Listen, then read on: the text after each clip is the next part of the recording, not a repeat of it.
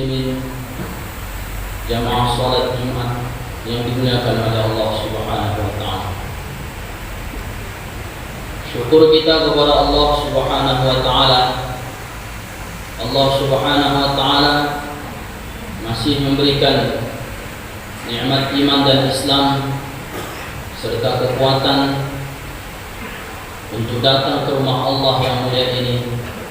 Sesampainya kita di sini, kehendaklah kita berniat untuk memperbaharui iman kita serta meningkatkan ketakwaan kita kepada Allah Subhanahu wa taala, yaitu senantiasalah kita menjalankan seluruh perintah Allah Subhanahu wa taala dan menjauhi seluruh larangan Allah Subhanahu wa taala, serta meyakini seyakin-yakinnya bahwa kebahagiaan kemenangan umat Islam hanya dalam menjalankan perintah Allah dengan cara Rasulullah sallallahu alaihi wasallam.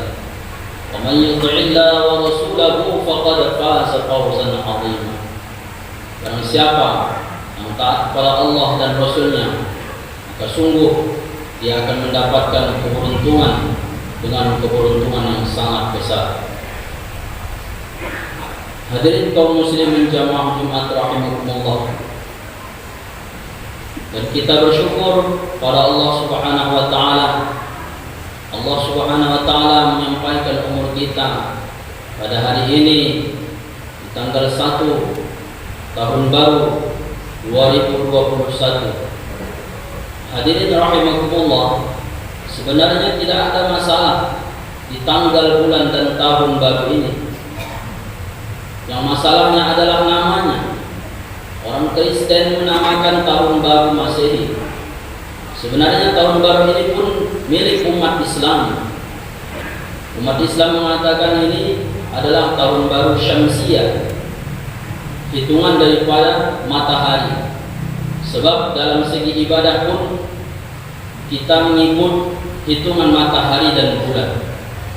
Allah Subhanahu wa taala firmankan, وَجَعَلْنَا اللَّيْلَ وَالنَّهَارَ آيَتَيْنِ. Di dalam malam dan siang kami beri dua tanda, yaitu matahari dan bulan. فَمَحَوْنَا آيَةَ اللَّيْلِ وَجَعَلْنَا آيَةَ النَّهَارَ مُبْصِرًا. Dan di malam hari kami terbitkan rembulan, dan di siang hari kami berikan matahari untuk menyinari, mubsirah, sangat bersinar. Untuk apa? Litabtaghu fadlan min rabbikum wa lita'lamu 'adada as-sinina wal hisab. Gunanya adalah untuk yang pertama, untuk mudah mencari karunia daripada Allah Subhanahu wa taala di siang hari. Matahari yang bersinar di siang hari agar hamba-hamba Allah yang beriman ini mudah untuk mencari rezeki daripada Allah Subhanahu wa taala. Dan yang kedua, wa lita'lamu 'adada as-sinina wal hisab, agar dapat menghitung tahun, yaitu tahun Syamsiyah. Hadirin rahimakumullah, dari segi ibadah saja, kalau kita pandang dari puasa, 1 Ramadan mengikuti tahun bulan, 1 Syawal mengikuti tahun bulan. Sementara ketika salat, hadirin rahimakumullah, yang ajibnya amalan yang terbesar setelah iman umat Islam ini adalah salat, mengikuti tahun matahari, mengikuti waktu-waktu matahari. Ketika matahari terbit fajar shadiq, maka tibalah waktu subuh. Ketika matahari terbit 1 tombak, maka tibalah waktu duha. Ketika matahari condong sedikit ke barat, maka tibalah waktu zuhur. Ketika matahari condong betul-betul ke ufuk barat, maka tibalah waktu asar. Begitulah seterusnya, rahimakumullah. Maka tahun baru ini adalah milik orang Islam sebenarnya. Yang jadi masalah, hadirin rahimakumullah, cara perayaannya seperti perayaan Yahudi dan Nasrani, ikut-ikutan. Inilah ulama katakan orang Islam kebanyakan tasyabbuh, yaitu mencontoh-contoh perayaan orang-orang Yahudi dan Nasrani. Seperti apa itu hadirin rahimakumullah? Meniup-niup trompet, membuat lonceng-lonceng, memetaskan mercun-mercun dan sebagainya.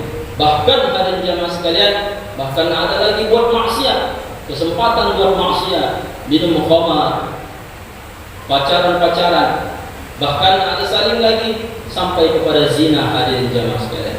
Na'udzubillah min dzalik. Maka inilah sebenarnya masalah tasyabbuh. Man tasyabbaha biqaumin fahuwa minhum. Barang siapa mencontoh-contoh satu kaum, maka dia akan dibangkitkan di akhirat dengan kaum yang dicontohnya tadi. Maka ketika Rasulullah SAW mengajak para sahabat bermusyawarah bagaimana kita memanggil orang-orang untuk sholat, maka salah seorang sahabat mengusulkan, ya Rasulullah, bagaimana kita tiupkan trompet untuk memanggil orang-orang yang sholat. Ini kisah sebelum adanya adzan. Maka hadirin rahimakumullah, kata Rasulullah, trompet itu gaya orang-orang Yahudi. Maka salah seorang lagi sahabat mengusulkan, ya Rasulullah, bagaimana saatnya kita bunyikan lonceng untuk memanggil orang-orang yang sholat. Maka hadirin rahimakumullah, Rasulullah katakan itu gaya orang Nasrani. Maka jangan kita sepele hadirin jamaah sekalian. Oh, kemana Pak Haji ini membawakan cucu beli trompet, tiup-tiuplah sama cucunya trompet. Oh, jangan kita sepele, sudah mengikuti ala Yahudi dan Nasrani. Hadirin jamaah Jumat rahimakumullah. Maka ini tahun baru adalah milik umat Islam, milik kita semua hadirin jamaah sekalian. Maka bagaimana di tahun baru 2021 ini, bagaimana kita menghadapinya? Yang seharusnya kita menghadapi tahun baru itu dengan berzikir, mendekatkan diri kepada Allah, berdoa, serta muhasabah, introspeksi diri.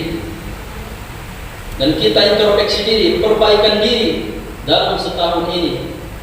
Jangan sampai tahun ini lebih buruk daripada tahun yang kemarin.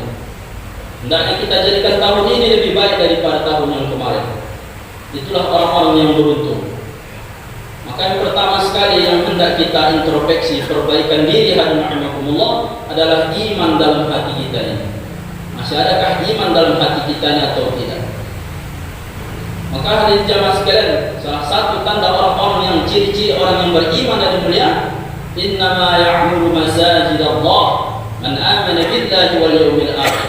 Sesungguhnya yang memakmurkan masjid-masjid Allah adalah orang yang beriman kepada Allah dan hari akhir. Bahkan Rasulullah sabdakan, idza ra'aitumur rajula ya'tadul masjid fashhadu lahu bil iman.